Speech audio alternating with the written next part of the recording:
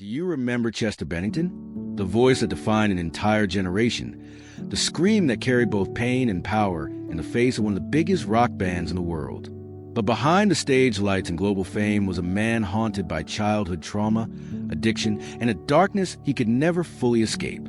And even more shocking, the truth behind his final days is far more complex than the world ever believed. How could someone who saved millions with his music be unable to save himself? Rare photos, unseen moments, and untold truths will be revealed in this video. Stay until the end to understand why Chester Bennington remains one of the most heartbreaking legends of our time.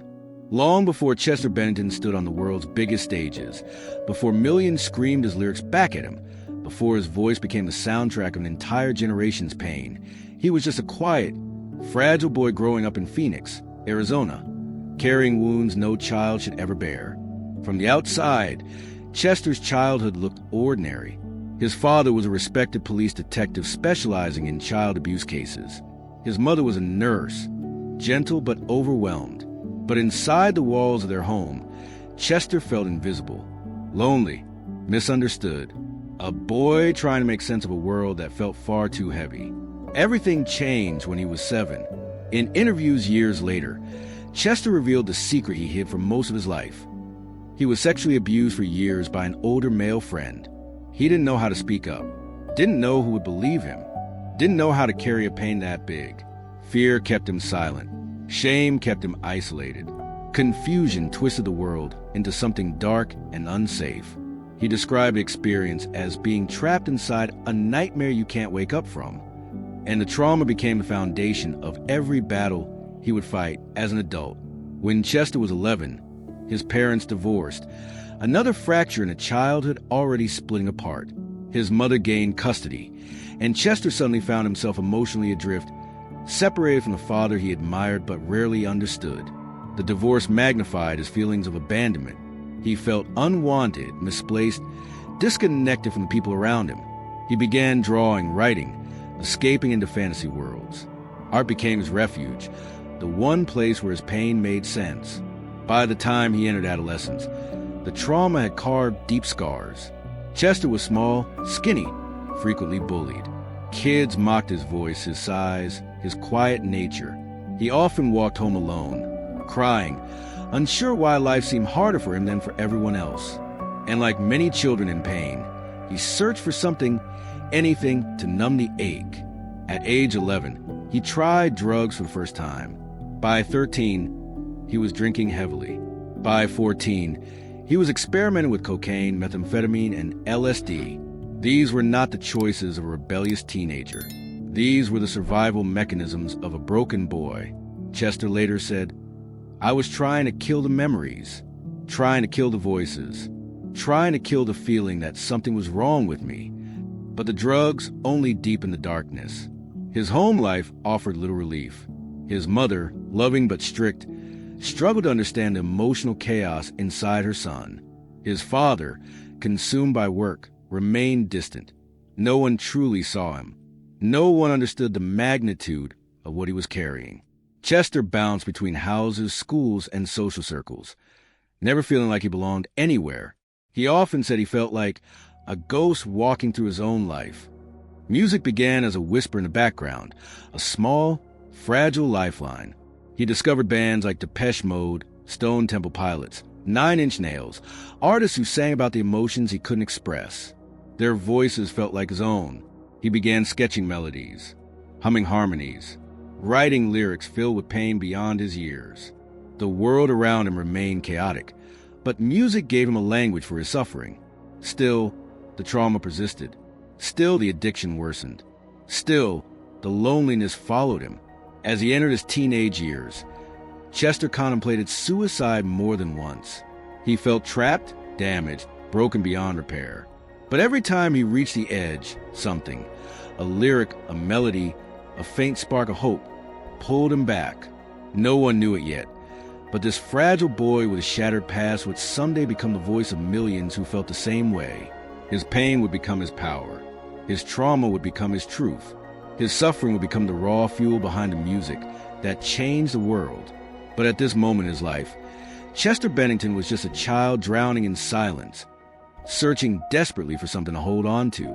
And soon, he would find the one thing strong enough to carry his pain. Music didn't save Chester Bennington overnight. It entered his life slowly, first as an escape, then as a lifeline, and eventually as the only place where the chaos of his mind could finally make sense. By the time he was a teenager, Chester was drowning in addiction, trauma, and self-hatred. His body was thin, frail, and often sick from drug use. His emotions fluctuated wildly, swinging from numbness to rage. But when he sang, everything aligned. His voice, raw, piercing, desperate, became the one thing he could trust. Even then, the people around him didn't understand what they were witnessing. What sounded like talent was actually survival. White Medium star the first steps into music. Chester joined his first real band, Gray Days, in the early 90s. He was young, scared, and insecure. Yet when he stepped behind a microphone, something extraordinary happened. His voice carried a pain that didn't sound performed. It sounded lived. Gray Days gave Chester his first taste of belonging. For the first time, he wasn't the quiet, weird kid, the skinny boy, or the slip of a ghost. He was a frontman. He was powerful. He was heard. But even then, the darkness followed him everywhere. Chester struggled to balance rehearsals with addiction. He often showed up exhausted, hungover, or emotionally unstable. Bandmates cared about him, but no one knew how to help him. They saw the symptoms, not the wounds beneath. Still, Gray Days began gaining traction. Chester poured every memory, every wound, every scream from his childhood into music. His voice, vibrating with pain, caught the attention of local producers. His stage presence grew sharper, stronger, more intense. Yet as the band slowly rose, Chester's personal life continued to fall apart. White Medium star, the double life. Chester worked at fast food restaurants to support himself. KFC, Burger King, customer service jobs. He wore uniforms by day and bled emotions into a microphone at night. The juxtaposition was brutal. He once said, "I was flipping burgers while trying to survive my own mind." His addiction worsened. He cycled through cocaine, meth, acid, alcohol, anything to quiet the noise inside him. Friends begged him to stop. He promised he would. But trauma had its claws deep in him. In his darkest nights, Chester slept on couches, floors, sometimes in unsafe neighborhoods. His body weakened, his spirit dimmed. He had moments where he swore he couldn't take another day.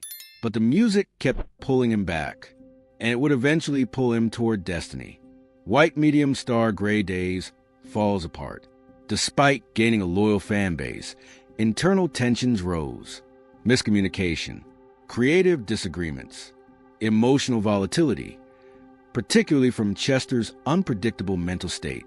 Eventually, the band split. Chester felt abandoned again, rejected, another fracture in a life already carved by brokenness. Without the band, he spiraled deeper into addiction.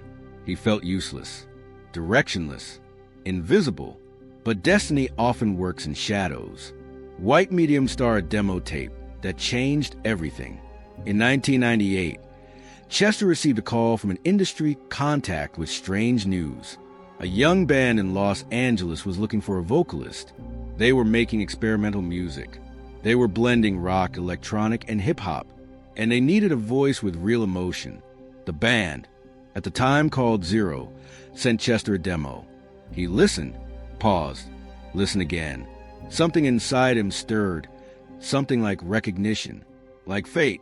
He recorded his audition in a closet, his only space of quiet, and screamed until his throat burned.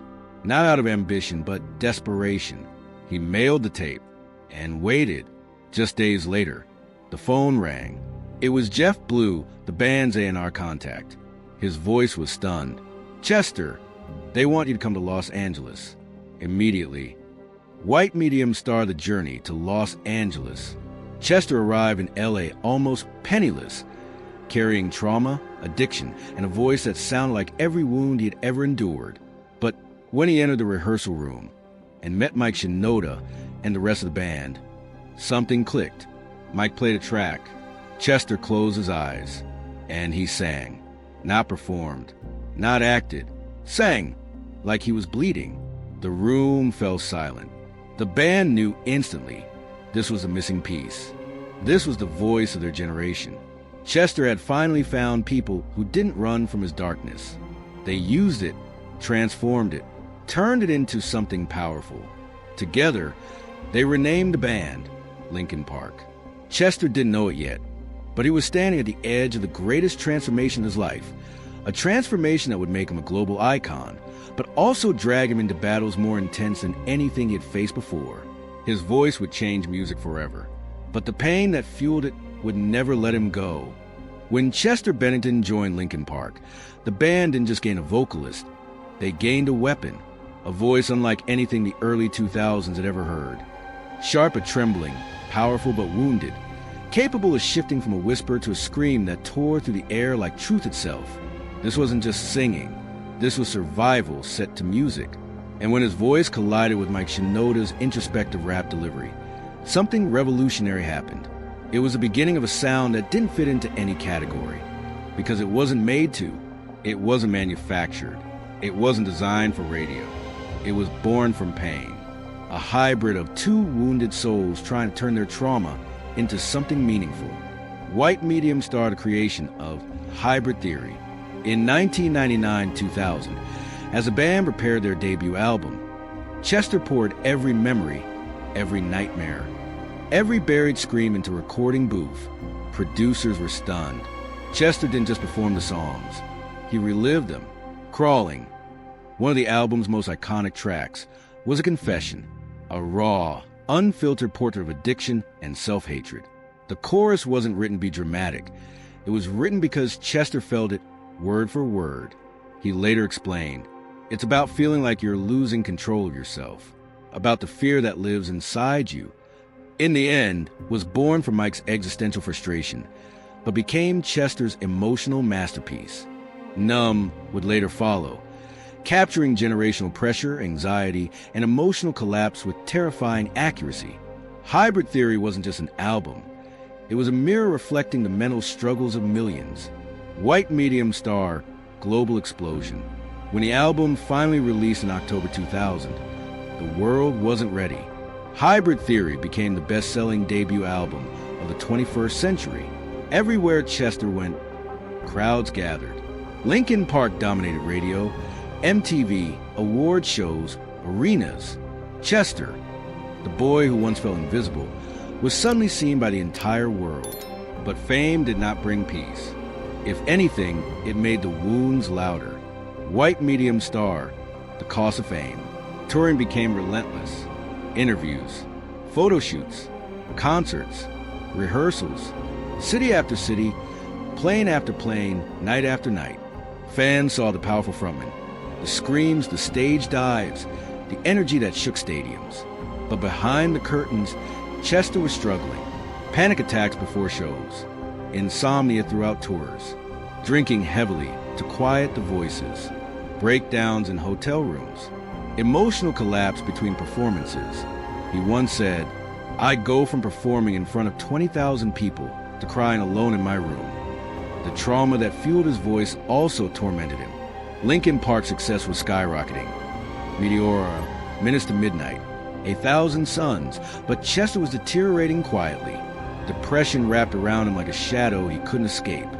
White Medium starred the duality of a legend. On stage, Chester looked untouchable. Off stage, he looked fragile. Fans saw an icon. Friends saw a man fighting ghosts. He felt responsible for everyone, the band, the fans, his family, but had no idea how to save himself. Some nights, he drank so much that he worried he wouldn't wake up. Other nights, he tried to stay clean, only to find the memories rushing back with unbearable intensity. He once confessed, "My whole life, I felt like I was balancing on an edge. The music kept me from falling." But even music wasn't enough to silence the storm. White Medium starred the pressure to be a symbol. Linkin Park wasn't just popular, they became a cultural phenomenon. Their lyrics were quoted by teenagers coping with self-harm, depression, trauma, loneliness. Chester felt that weight deeply. Fans would cry and thank him, "You saved my life. Your songs pulled me out of darkness." But Chester didn't feel like a savior. He felt like a hypocrite because he couldn't save himself. He told one interviewer, "People think I'm strong because of the way I sing. But the truth is, I'm broken. I always have been." Behind each scream was a lifetime of pain. Behind each lyric was a truth he was trying to outrun. White Medium starred the peak of success and the return of darkness, even as Linkin Park reached unimaginable heights, selling out stadiums, breaking records, winning Grammys. Chester's addictions resurfaced. Alcohol, drugs, self-loathing, old memories, new fears. The cycle returned. He checked into rehab, got clean, fell again, got up again. He lived in a constant tug-of-war between the man the world loved and the boy inside still crying for help. Chester once whispered to a friend, "I don't know how much longer I can pretend to be okay." But he didn't stop performing, didn't stop singing, didn't stop giving everything he had, because music was the only thing holding him together. He was a legend rising, but also a man breaking. And soon, the world would see just how deep his pain truly ran. Success didn't silence Chester Bennington's demons. If anything, it gave them a louder stage. By the mid-2000s, Linkin Park had become one of the biggest rock bands on earth. Their albums broke records. Their tours sold out stadiums. Their songs became the voice of a generation struggling with anxiety, trauma, and emotional chaos. And yet, the man who carried that voice was slowly falling apart. White Medium starred The Invisible War. Chester often described his mind as a cage with no door. No matter how high he climbed, he could still feel the hands of his childhood trauma wrapped around his throat. Fame didn't erase the memories. Awards didn't fix the shame. Applause didn't ease the pain. He told a reporter once, "When I'm alone, that's when the demons come out." And Chester was alone more often than anyone realized. Tour buses, hotel rooms, dark backstage corners. Silence became the enemy he feared the most. His anxiety intensified. His depression deepened. His thoughts grew darker. The trauma he endured as a child didn't fade with age. It followed him like a shadow, whispering that he was not enough, that he was broken, that he didn't deserve the love people gave him. White Medium starred the return of addiction. Chester had been sober for years, but sobriety is not a finish line. It is a battle fought every single day, and the world around him often made sobriety a fragile thing. Loneliness, pressure, self-hatred, expectations he felt he could never meet. One night, during a particularly difficult tour, Chester relapsed. A drink, then another, then the spiral he had sworn he would never return to. He hated himself for it. The guilt consumed him. "Every time I used," he said, "I felt like I was disappearing again." His bandmates noticed the changes. Drastic mood swings, emotional outbursts, periods of intense withdrawal, exhaustion, drinking alone. But Chester was a master at hiding pain. He had spent years perfecting that skill. He could perform in front of thousands, then go back to his hotel room and collapse into tears. White Medium starred the dark voice inside him. In interviews, Chester began speaking openly about a voice inside his head, a voice that pushed him towards self-destruction. "You're worthless. You're a burden. Everyone would be better without you." This wasn't metaphorical. Chester genuinely heard intrusive thoughts that wouldn't stop. Therapists identified severe depression, PTSD, and chronic anxiety. A psychological storm rooted in childhood trauma and amplified by fame, addiction, and exhaustion. Chester tried everything to fight it. Therapy, meditation, rehab, family support, music, working out, staying busy. But the pain always returned. He told Mike Shinoda, "It doesn't matter how many people love me. I still feel alone inside my head." White Medium starred the pressure of being a symbol. To millions, Chester Bennington was more than a singer. He was hope. His voice saved people. His lyrics kept him alive. Fans told him constantly, "You saved my life. Your music helped me survive my darkest days. You're the reason I'm still here." Chester appreciated the love, but couldn't understand it. "How can I save them?" he said. "When I can't even save myself?" The pressure of being an emotional symbol became overwhelming. He wanted to help everyone, except himself. White medium star, the breaking point. Years of untreated trauma, cycles of addiction, and constant emotional strain began to crush him. His marriage suffered. His mental health fluctuated violently. Some days, he was glowing with positivity, joking with bandmates, exercising, preparing for projects. Other days, he was withdrawn, numb, unreachable. Depression is not linear. Chester was proof. In 2016 to 2017, Linkin Park began working on One More Light, an album raw with vulnerability. Chester cried during recordings, unable to hide the pain in his voice. He connected deeply to songs about loss, despair, and holding on by a thread. But while the world saw a powerful emotional artist, his friends saw something else, a man fading. Chester spoke openly about suicidal thoughts. He confessed to battling the urge every single day. He feared being alone. He feared being sober. He feared himself. The death of Chris Cornell, his best friend, shattered Chester in ways that cannot be fully described. Chester sang at Cornell's funeral, trembling, barely holding himself together. One friend said, "Something inside Chester broke that day." After the funeral, Chester said the words no one wanted to hear. "I can't live without him." White medium star, the final descent. In the weeks leading to his death, Chester's behavior became unpredictable. Some days he was filled with hope, smiling, laughing, planning vacations, recording new material. Other days he disappeared emotionally, quiet, restless, distant.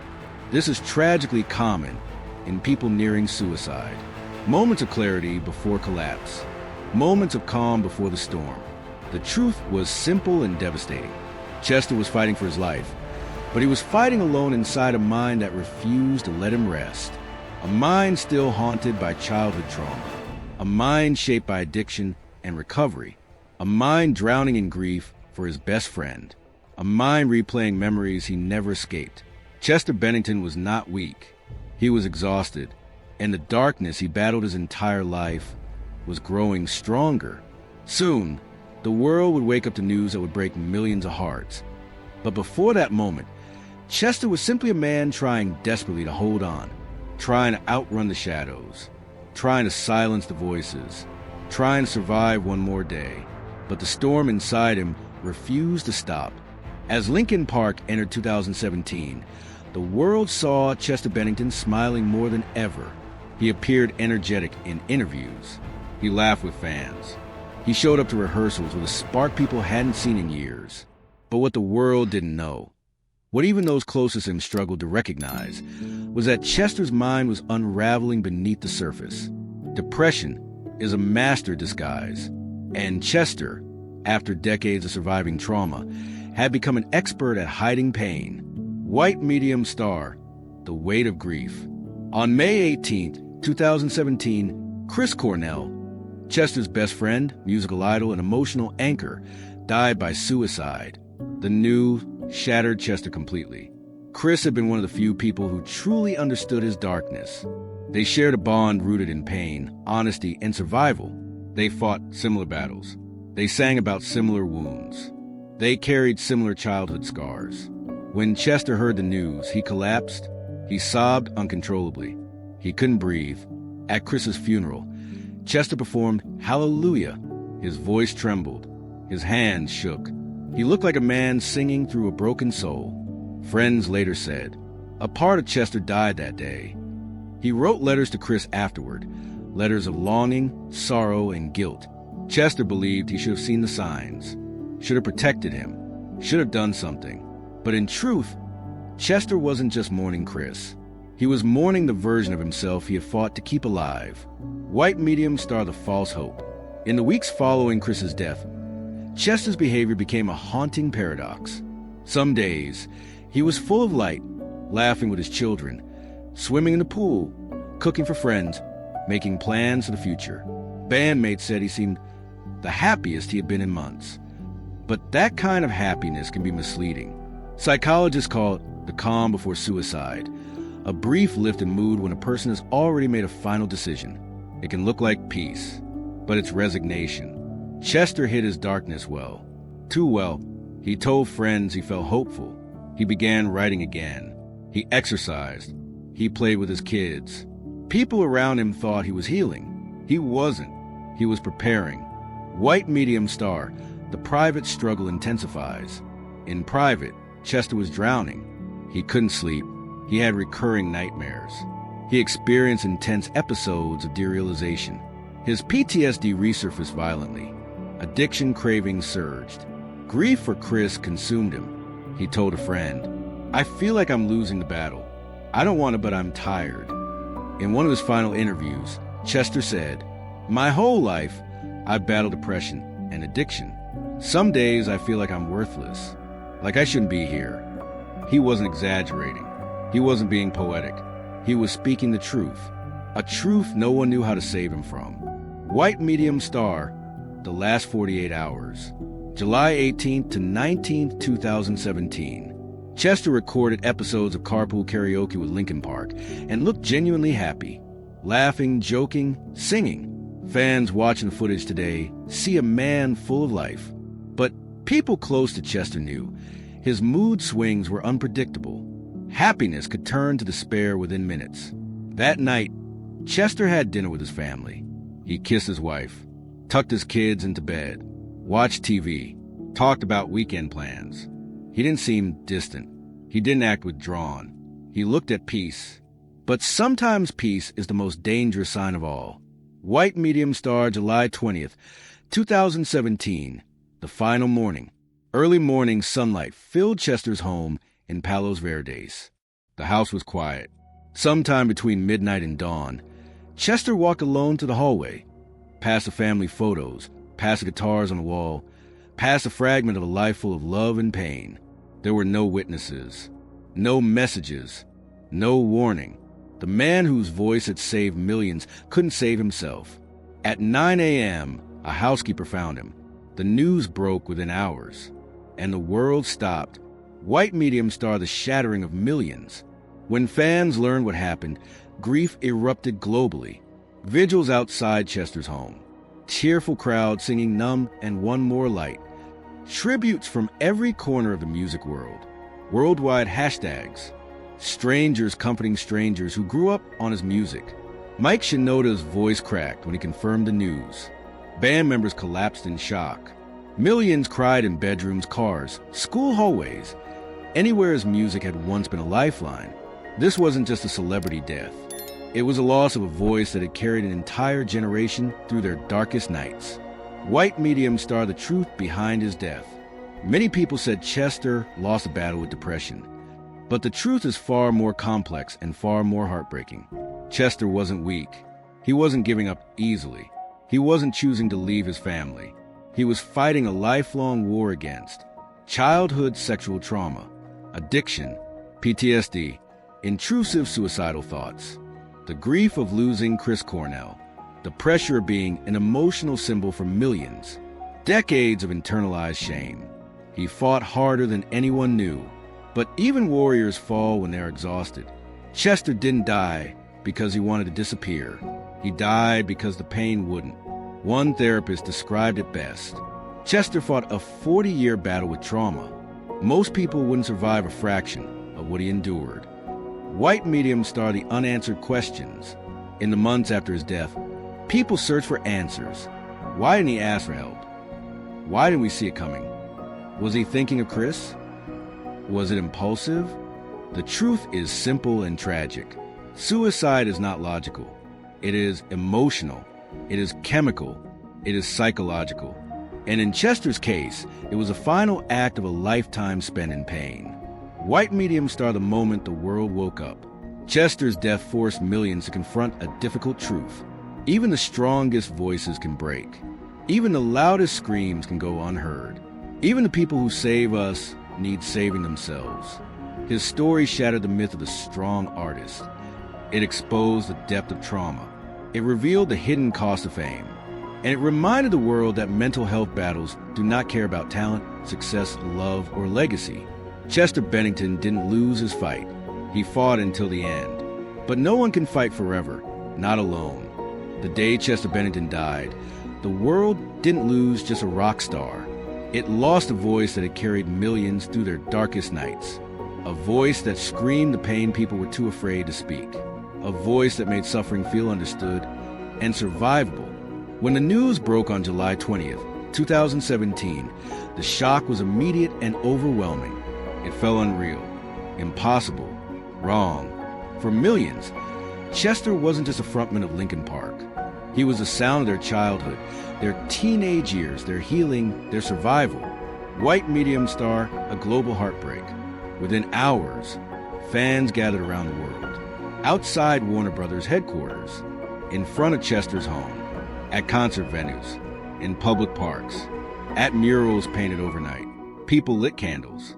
They sang Numb. In the end, one more light through tears. They wrote letters and taped them to walls.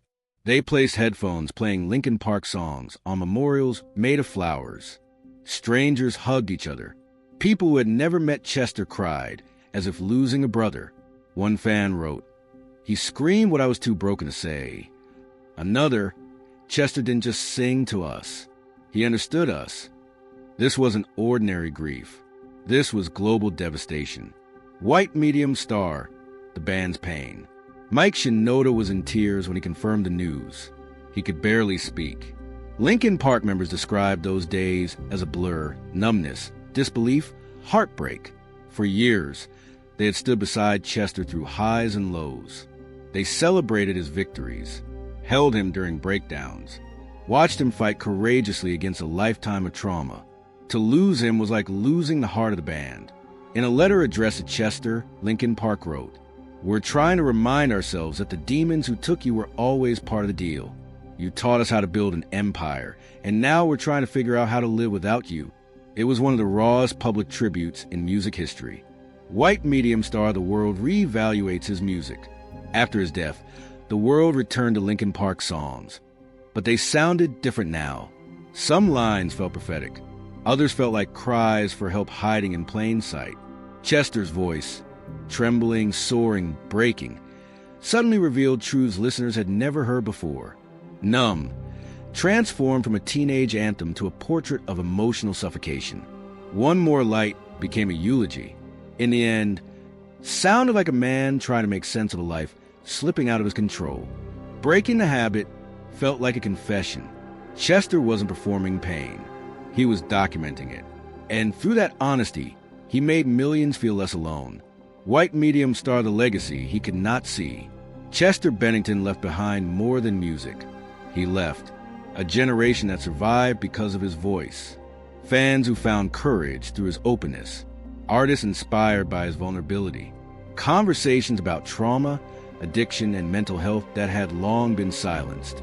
He showed that strength is not the absence of pain. It is the willingness to confront it.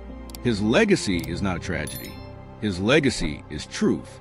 Truth about suffering. Truth about healing. Truth about the human condition. He once said, "If we don't share our stories, we will never break the cycle." And by sharing his story, through screams, through whispers, through lyrics soaked in emotion, Chester broke the silence for millions who had none. Today, his music continues to save lives. His voice continues to echo. His message continues to matter. He is gone, but his light, like his scream, will never fade. Because Chester Bennington didn't just make music.